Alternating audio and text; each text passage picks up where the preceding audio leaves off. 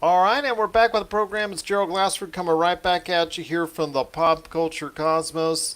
Wanted to go ahead and, we've reached out to some of our great affiliates every now and then to talk to them about what they're thinking about when it comes to the world of pop culture. And this guy right here, one of our most recent affiliates, and just cannot thank him enough for being a part of our syndication that's out there. If you want to check out a great station to go to, check out 1012themix.net. That's 1012themix.net. Some great rock music all day long, plus a lot of great shows as well, including the Pop Culture Cosmos.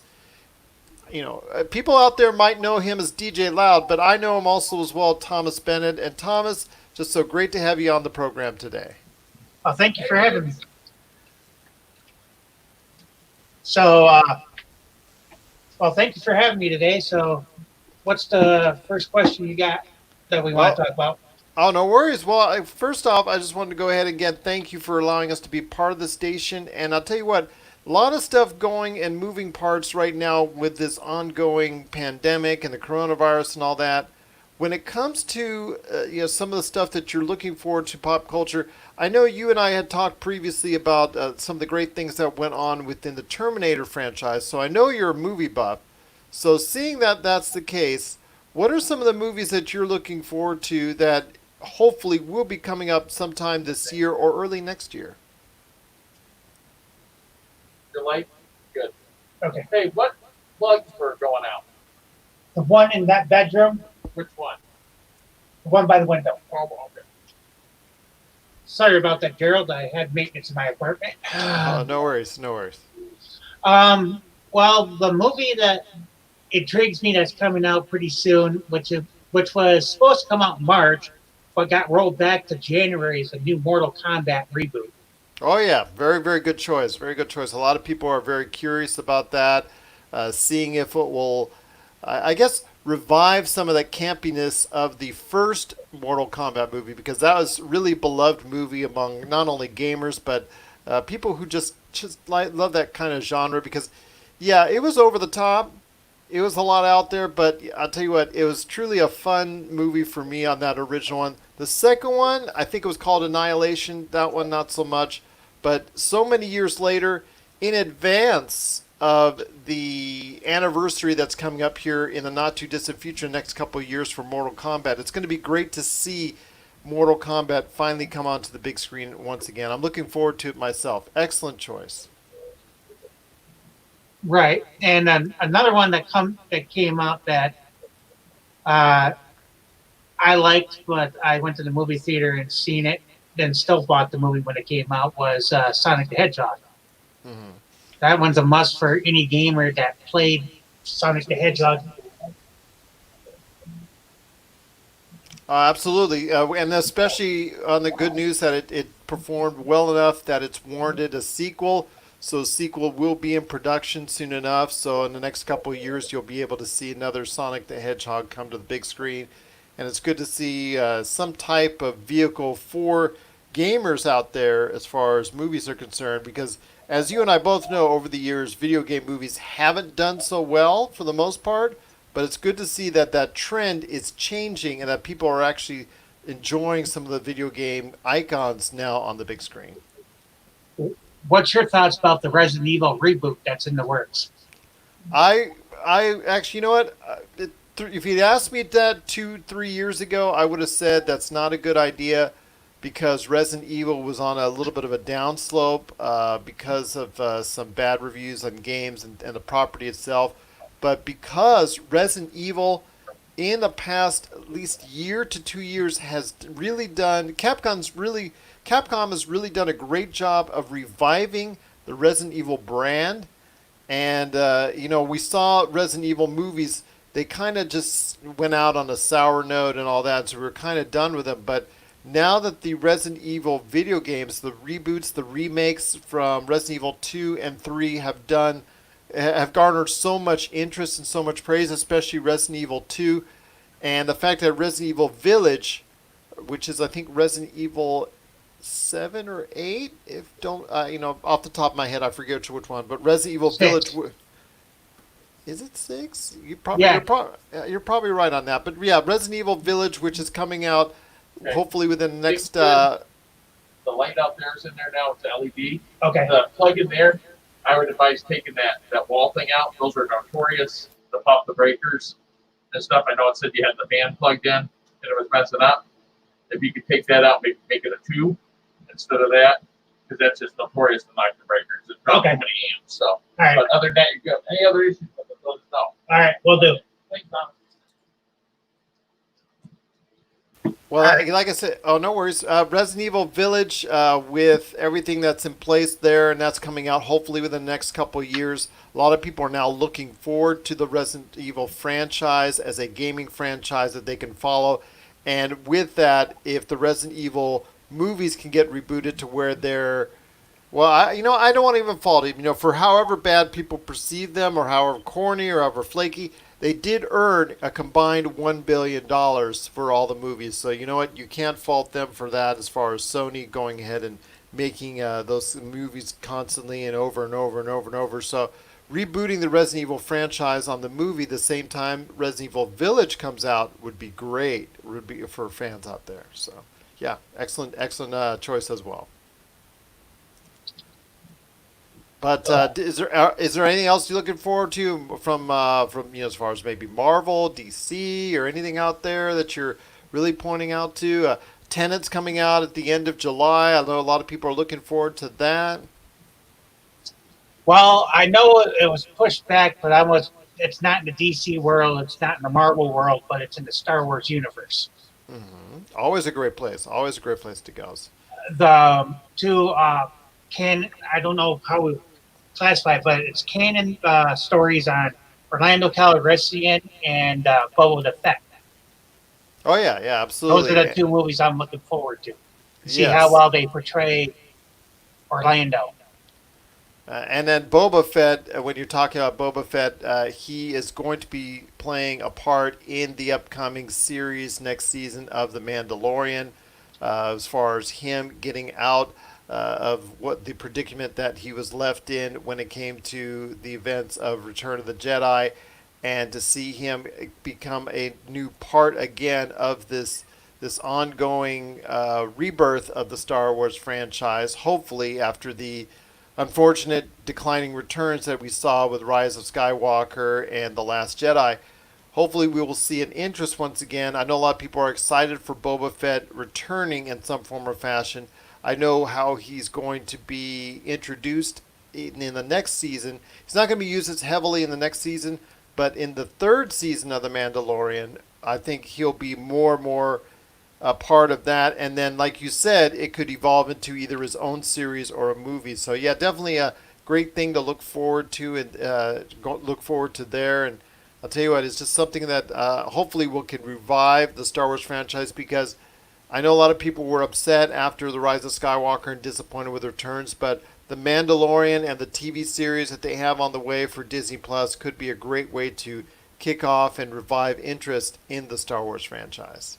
Right, but the one point I'm going to make about the Rise of Skywalker is that I'm going to give Disney their props for the way they did the backstory on Rey and making her choose if she wanted to be a Skywalker or follow the Emperor's choice. Or a Palpatine, like her bloodline. Yeah, that's why I meant to say Palpatine. But anywho, I kind of liked how they led it up, and at the end of 7 and all the way through 8 and into 9, and just making it just. I can see where non-Star Wars fans could be kind of pissed about it, but if you're a diehard Star Wars fan, that you would understand that the backstories behind everything and the way he died in Return of the Jedi and how he came back, that nobody knew he was back, blah blah blah. So I give the props for the way they did it.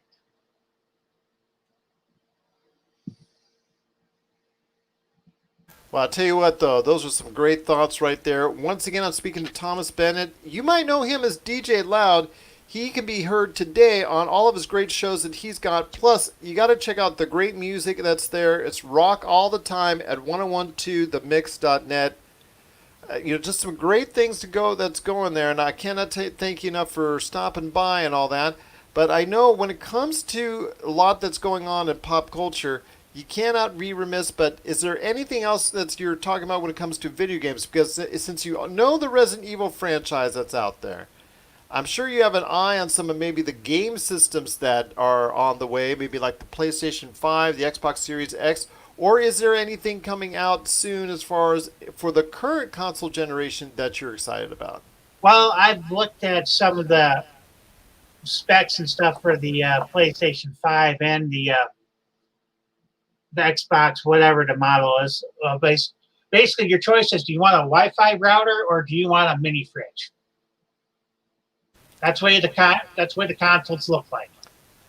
That's true, and I know a lot of people are talking about that. I had likened the Xbox Series X to my subwoofer that I got in the house, and of course, like you were talking about with the PlayStation 5, looking like an overblown router and all that. But I will say that once it goes in, it just to me it just matters under the hood. I put it out of sight. I put it under my desk, under my cabinet, or in wherever as far as it's concerned. What does it have under hood, and what does it offer me as far as enhancement of games? And I know Sony recently, last week, debuted about 37 games that are on the way for the system, either proprietary or as a third party to other systems as well. But there's a lot of hope for the PlayStation 5 going forward, and that would mean as also as well that the Xbox Series X might have some great games along the way at the same time. Right, but with me being an avid gamer and stuff like that, it's not all about what's underneath the hood of the console. It's about what game companies are going to make exclusive for what system is what's going to get the buyer. Of course. For me, I can swing and play both systems. I can play Halo, Gears of War on the Xbox. Then I can turn around and I'm an avid fan of the Metal Gear Solid series, which is they got a movie in the works, but I can play that series on the PlayStation. But as far as the sports, it doesn't matter what system you're playing it.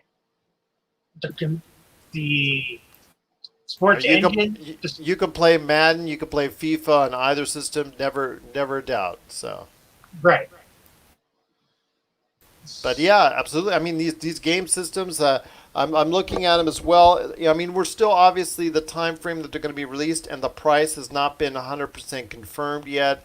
I'm hoping that they will make sure both of them to stay under the $500 mark. Otherwise, I think they'll be cutting off their own foot as far as sales are concerned. Because right now, in the middle of a pandemic, dollars need to be saved for a lot of things. And if you have a system out there that's too exorbitant in price, that's really going to affect your sales long term. Exactly. Well, is there any games you're looking forward to? We talked about the systems. Are there any games that you're looking forward to? I mean, The Last of Us 2, as we're talking, is appearing this week on store shelves. Plus, you've got also as well some great things coming out with Spider-Man Miles Morales that's due by the end of this year, or some the next edition of Madden, or anything else that's coming out by the end of this year. I know there's still a lot of good stuff on the way. I'm waiting for NHL 2021 to come out because I'm interested to see how much more fluent the game engine is going to be for the PS5 versus what it's going to be on the PS4. As far as I know, that all these new games that they're coming out with, like NHL 2021, it's going to still be available for the PS4, and it's going to be available for the PS5 because it's going to be like 5 or 6 years before they finally get rid of the PS4. Kind of like what they did with the PS2s and the PS1s back then. Mm-hmm. Mm-hmm. No, I agree with you 100% on that. The NHL series now is one of the best sports series that's out there, consistently highly rated.